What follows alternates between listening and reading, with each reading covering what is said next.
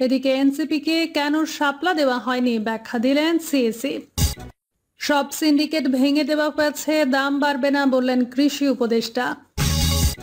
এবং সর্বশেষ জানাবো, শাসক নয় সেবক হিসেবে কাজ করবে জামায়াত বললেন ডক্টর শফিকুর। এতক্ষণ শুনছিলেন সংবাদ শিরোনাম, এবার বিস্তারিত। এনসিপিকে কেন শাপলা দেওয়া হয়নি ব্যাখ্যা দিলেন সিএসি। জাতীয় নাগরিক পার্টিকে কেন শাপলা প্রতীক দেওয়া হয়নি সে বিষয়ে ব্যাখ্যা দিয়েছেন প্রধান নির্বাচন কমিশনার এম নাসির উদ্দিন। তিনি বলেছেন, শাপলা প্রতীক সবার আগে চেয়েছিল নাগরিক ঐক্য, তাদের দেওয়া হয়নি। পরে এনসিপি শাপলা চেয়েছে, তাই কাউকেই এই প্রতীক দেওয়া হয়নি। সিইসি বলেন, শাপলা প্রতীক না দিলে কিভাবে নির্বাচন হয়? এনসিপি নেতা সার্জিস আলমের এমন বক্তব্যকে হুমকি মনে করি না। রাজনীতিবিদরা অনেক কথাই বলেন, আমরা শুনে যাব, আমরা আমাদের কাজ করে যাব। বরং নির্বাচনে লেভেল প্লেইং ফিল্ড নিশ্চিতে সর্বোচ্চ শক্তি প্রয়োগ করার কথা জানালেন এম নাসির উদ্দিন। ফেব্রুয়ারিতে নির্বাচনের জোরে সোরে প্রস্তুতি চলছে উল্লেখ করে সিইসি বলেন, প্রধান উপদেষ্টাও বিভিন্ন জায়গায় নির্বাচনের সময় হিসেবে ফেব্রুয়ারির কথা বলছেন। ফেব্রুয়ারিতে নির্বাচন হবে এটা নিয়ে সন্দেহ নাই। আর সংবিধান ও আরপিও অনুযায়ী পিআর পদ্ধতিতে ভোটের সুযোগ নেই। সংবিধান ও আরপিও অনুযায়ী ফেব্রুয়ারিতেই নির্বাচনের সর্বোচ্চ প্রস্তুতি নেওয়া হচ্ছে। পিআর পদ্ধতিতে ভোটের সংবিধান ও আরপিও বদলাতে হবে। এদিকে রাজনৈতিক দল নিবন্ধের বিষয়ে তিনি বলেছেন, নতুন রাজনৈতিক দলের নিবন্ধনের বিষয়ে 2-1 দিনের মধ্যে সিদ্ধান্ত নেওয়া হবে। আরও তথ্য যাচাই বাছাইয়ের কাজ চলছে। সব সিন্ডিকেট ভেঙে দেওয়া হয়েছে, দাম বাড়বে না বললেন কৃষি উপদেষ্টা। স্বরাষ্ট্র ও কৃষি উপদেষ্টা লেফটেন্যান্ট জেনারেল জাহাঙ্গীর আলম চৌধুরী বলেছেন, দেশের কোথাও কোনো ধরনের সারের সংকট নেই, সব সিন্ডিকেট ভেঙে দেওয়া হয়েছে। আমি থাকা অবস্থায় সারের দাম বাড়বে না। কৃষি উপদেষ্টা বলেন, সারের নীতিমালা করতে জাতীয় কমিটি করা হচ্ছে, পাশাপাশি ডিলারশিপের ক্ষেত্রে বড় ধরনের পরিবর্তন হচ্ছে। গ্যাস সংকটের কারণে সারের সমস্যা হবে না। সারের বকেয়া 20,691 কোটি টাকা পরিশোধ করা হয়েছে। তিনি আরো বলেন, এবছর আলু বেশি উৎপাদন হলেও কৃষক প্রকৃত মূল্য পাচ্ছে না। আমরা চাচ্ছি কৃষকের স্বার্থে আলুর দাম আর একটু বাড়ুক। পাশাপাশি চীনে প্রথমবারের মতো আম রপ্তানি করা হয়েছে উল্লেখ করে তিনি বলেন, আগামী বছর থেকে কাঁঠালও রপ্তানি করা হবে। শাসক নয় সেবক হিসেবে কাজ করবে জামায়াত বললেন ডক্টর শফিকুর। অভ্যুত্থানের 1 বছর পেরিয়ে গেলেও দেশকে নিয়ে আওয়ামী লীগের ষড়যন্ত্র অব্যাহত আছে। সেই ষড়যন্ত্র মোকাবেলা করে দেশকে এগিয়ে নিতে প্রত্যয় ব্যক্ত করেছেন জামায়াতের ইসলামী আমির ডক্টর শফিকুর রহমান। পাশাপাশি দেশ শাসনের সুযোগ পেলে শাসক নয় জামায়াত সেবক হিসেবে কাজ করবে বলে জানান তিনি বলেন, বাংলাদেশ চীন ঘনিষ্ঠ ও প্রতিবেশী সুলভ সম্পর্ক গড়ে তুলতে চাই। দুদেশের সম্পর্ক আরও কিভাবে গভীর করা যায় সে বিষয়ে আলোচনা হয়েছে। আলোচনায় বিগত সরকারের জুলুম নির্যাতনের চিত্র তুলে ধরেন জামায়াত আমির। অভ্যুত্থানের 1 বছর পেরিয়ে গেলেও দেশকে নিয়ে আওয়ামী লীগের ষড়যন্ত্র অব্যাহত আছে। সেই ষড়যন্ত্র মোকাবেলা করে দেশকে এগিয়ে নিতে প্রত্যয় ব্যক্ত করেন তিনি। মিয়া গোলাম পরওয়ার বলেন, গ্লোবাল নিরাপত্তা নিশ্চিতে চীন যেসব কাজ করছে আজ সেসব নিয়ে আলোচনা হয়েছে। নির্বাচন নিয়ে আলোচনা হয়েছে। আমাদের দলের প্রস্তুতি তাদের অবহিত করা হয়েছে। জামায়াত নির্বাচনমুখী দল, তাই নির্বাচনে অংশ নিতে প্রস্তুত রয়েছে বলেও উল্লেখ করেন তিনি।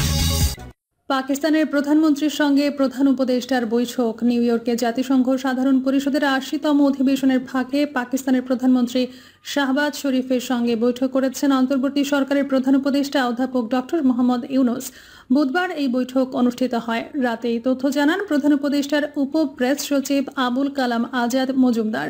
এর আগে যুক্তরাষ্ট্রের প্রেসিডেন্ট ডোনাল্ড ট্রাম্প আয়োজিত এক সংবর্ধনা অনুষ্ঠানে যোগ দেন প্রধান উপদেষ্টা প্রফেসর মোহাম্মদ ইউনুস।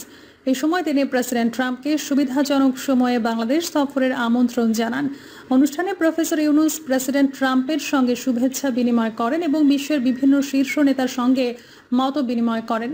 তাদের মধ্যে ছিলেন স্পেনের রাজা ষষ্ঠ ফিলিপে, জাপানের প্রধানমন্ত্রী শিগেরু ইশিবা, জাতিসংঘ মহাসচিব আন্তোনিও গুতেরেস এবং ভুটানের প্রধানমন্ত্রী শেরিং তোবগে। এছাড়া তিনি যুক্তরাষ্ট্রের পররাষ্ট্রমন্ত্রী মার্কো রুবিও এবং দক্ষিণ ও মধ্য এশিয়ার মার্কিন বিশেষ দূত সার্জিও গডের সঙ্গেও সাক্ষাৎ করেন। জাতিসংঘ সাধারণ পরিষদের 80তম অধিবেশনে যোগ দিতে বর্তমানে নিউ ইয়র্কে রয়েছেন অধ্যাপক মোহাম্মদ ইউনুস। সোমবার নিউ ইয়র্কে পৌঁছান তিনি। এসডিজি অর্জন $4 ট্রিলিয়ন বিনিয়োগ ঘাটতি পূরণ চ্যালেঞ্জ হলেও অপরিহার্য বললেন প্রধান উপদেষ্টা।